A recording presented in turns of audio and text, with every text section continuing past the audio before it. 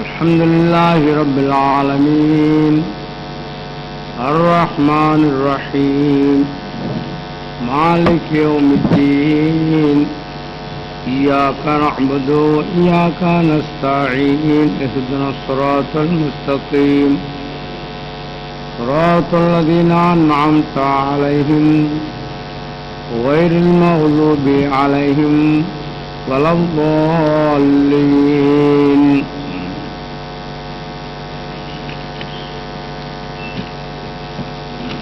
பெருமதிப்பிற்குரிய அவை தலைவர் அவர்களே, வடமண்டல நாசிம் மஜ்லிஸ் அன்சாருல்லா அவர்களே, மௌலவிமார்களே, சகோதர சகோதரிகளே, இன்று நாம் எல்லோரும் ஹிலாஃபத் ஜூப்ளி கூட்டத்தில் நாம் கலந்து கொண்டிருக்கிறோம். அதுவும் குறிப்பாக ஹிலாஃபத் வருடமாகிய இந்த ஆண்டில் மஜ்லிஸ் அன்சாருல்லா அவருடைய கூட்டத்தில் கலந்து கொண்டிருக்கிறோம்.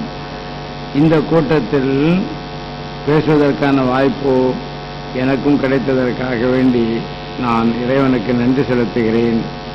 இப்பொழுது நான் கூறப்பட்டபடி ஹிலாஃபத்தினுடைய நூற்றாண்டும் அன்சார் சகோதரர்களது பொறுப்புகளும் என்பது குறித்து பேச வேண்டும் என்று கட்டளையிடப்பட்டிருக்கிறேன். இப்பொழுது நான் பேசப்போவதெல்லாம் உங்களை நினைவு ஊட்டுவதுதான். நான் புதிதாக எந்த கருத்தையும் சொல்ல முடியாது. என்னால் எவ்வளவோ பேசியாச்சு, எவ்வளவோ தெரிஞ்சிருக்கிறீங்க.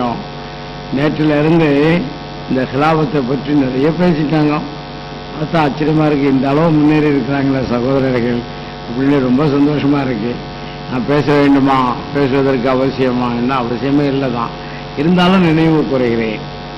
நல்ல விஷயங்கள்லாம் பேசிட்டாங்க. இவ்வளோ நேரம் அவ்வளோ எடுத்து சொல்ல முடியாது. இப்பொழுது நான் உங்களுக்கு கூற வேண்டியது அரை மணி நேரத்துக்குள்ளே முடிச்சுடுவேன் கரெக்டாக. ஏன்னா நீங்கள் எல்லாரும் சடைஞ்சு போயிருக்கீங்க, நல்லா தெரியுது. வாத்தசிமு பிஹப்லில்லாஹி ஜமீஅன் வலா தஃபர்ரகு. நீங்கள் எல்லாரும் ஒன்று சேர்ந்து அல்லாஹ்வுடைய கயிற்றை பற்றி பிடித்துக் கொள்ளுங்கள். வலா தஃபர்ரகு, நீங்கள் பிரிந்து விடாதீர்கள். இப்போ இங்க ஒற்றுமையாக இருக்க வேண்டும் என்பது எல்லாத்தையும் தெரிஞ்சதுதான், எல்லாரும் சொல்லுவாங்க. இதை பற்றி அகமதி அல்லாதவங்களாம் என்ன சொல்றாங்க தெரியுமா? அல்லாஹ்வுடைய கயிற்றை பற்றி பிடித்துக் கொள்ளுங்கள் என்றுதான் குர்ஆன்ல இருக்கு. அல்லாஹ் சொல்றான். இதான் நம்ம படிச்சிருக்கோம், இதான் தெரிஞ்சிருக்கோம். அவர்கள் எல்லாரும் சொல்றது ஒற்றுமையின் கயிற்றை பற்றி பிடித்துக் கொள்ளுங்கள் அப்படிங்கிறாங்க. இன்னும் கேட்டு ரொம்ப சங்கடமா இருந்துச்சு. என்னடா ஒற்றுமையின் கயிற்றை பற்றி பிடித்துக் கொள்ளுங்க எங்க இருக்கு, யாரு சொன்னா என்று கேட்டு அல்லாஹ் சொன்னா குர்ஆன்ல இருக்குது, காட்டுங்கப்பா அப்படின்னு இந்த ஆயத்தை எடுத்து காட்டுவாங்க. ஒற்றுமையின் கயிற்றை என்பதற்கும் அல்லாஹ்வின் கயிற்று என்பதற்கும் வித்தியாசம் இருக்கா இல்லையா? எல்லாரும் தான் சொல்றாங்க உலகம் பூரா ஒற்றுமை என்னும் கயிற்றை பற்றி பிடித்துக் கொள்ளுங்கள் அப்படின்னு. இங்க அல்லாஹ்வுடைய கயிற்றை பற்றி பிடித்துக் கொள்ளுங்கள், எல்லாரும் சேர்ந்து ஒண்ணு. பிரிஞ்சு விடாதீர்கள் அப்படின்னு இருக்கு. ரெண்டு கட்டளை இதுல இருக்கு. ஒற்றுமையாக இருக்கணும், ஆனா பிரிஞ்சு விடக்கூடாது. சரி, அல்லாஹ்வுடைய கயிற்றை ஏன் அவங்க சொல்றது இல்லைன்னா எதனால சொல்றது இல்லை? பொய். ஒற்றுமை என்னும் கயிற்றே இருக்குன்னு சொல்றாங்க. அல்லாஹ்வை விட்டுட்டு ஒற்றுமை என்ற இடத்த ஒற்றுமை என்று சொல்ல வைக்கிறாங்கன்னா அது பெரிய தவறு. சின்ன தவறா எனக்கு தெரியல. இப்போ அல்லாஹ்வுடைய கயிற்றை பற்றி பிடித்துக் கொள்ளுங்கள் எல்லாரும் சேர்ந்து என்றால், இப்போ அல்லாஹ்வுடைய கயிறு என்ன என்று வரும். இதற்கு முஃபஸ்ஸிரீன்கள் எல்லாம் நல்லா விளக்கியிருக்கிறாங்க. அழகான எல்லாரும் யகூபித்த அழகன்னா இதுல கருத்து வேறுபாடு யாரும் கொள்ளல. அல்லாஹ்வுடைய கயிறுன்னா முதல்ல திருக்குர்ஆனை பற்றி பிடித்துக் கொள்ளுங்கள். எல்லாரும் சேர்ந்து திருக்குர்ஆன் படி நடங்கள். திருக்குர்ஆனை ஓதுங்கள், திருக்குர்ஆனை புரிந்து கொள்ளுங்கள், திருக்குர்ஆன் படி நடங்கள். இதுதான். அடுத்து எப்படி நடக்கிறது தெரிய வேண்டாமா? முன்மாதிரி வேண்டாமா? வேணும். அதுக்கு தான் ரசூலுல்லாஹி ஸல்லல்லாஹு அலைஹி வஸல்லம் நபிமார்கள் எந்த நபியும் பின்பற்றலாமா?